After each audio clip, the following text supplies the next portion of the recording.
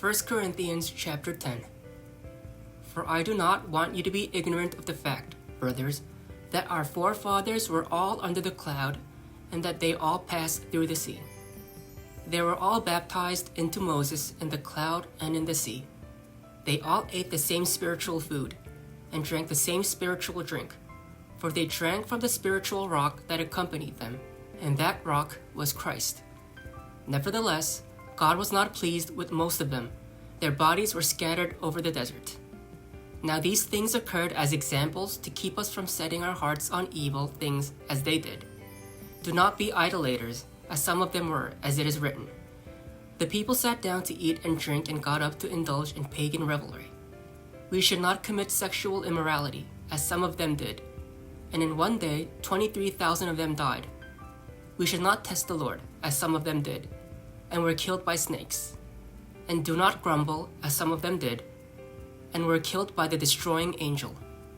These things happened to them as examples and were written down as warnings for us, for whom the fulfillment of the ages has come.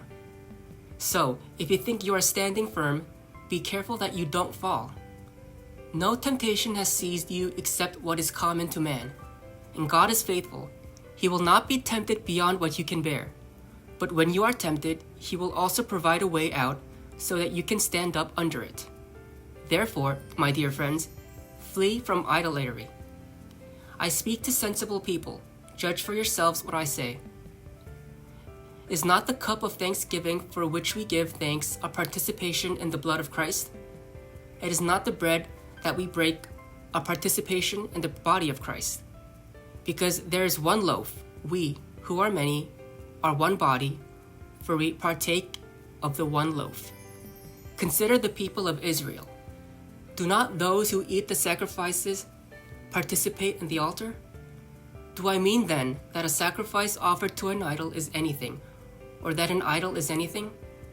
No, but the sacrifices of pagans are offered to demons, not to God. And I do not want you to be participants with demons. You cannot drink the cup of the Lord and the cup of demons too. You cannot have a part in both the Lord's table and the table of demons. Are we trying to arouse the Lord's jealousy? Are we stronger than He? Everything is permissible, but not everything is beneficial. Everything is permissible, but not everything is constructive. Nobody should seek his own good, but the good of others. Eat anything sold in the meat market without raising questions of conscience. For the earth is the Lord's, and everything in it. If some unbeliever invites you to a meal and you want to go, eat whatever is put before you without raising questions of conscience. But if anyone says to you, "This has been offered in sacrifice," then do not eat it, both for the sake of the man who told you and for conscience's sake. The other man's conscience, not yours. For why should my freedom be judged by another's conscience? If I take part in the meal with thankfulness, why am I denounced because of something I thank God for? So whether you eat or drink or whatever you do it all for the glory of God. Do not cause anyone to stumble, whether Jews, Greeks, or the church of God. Even as I try to please everybody in every way, for I am not seeking my own good, but the good of many, so that they may be saved.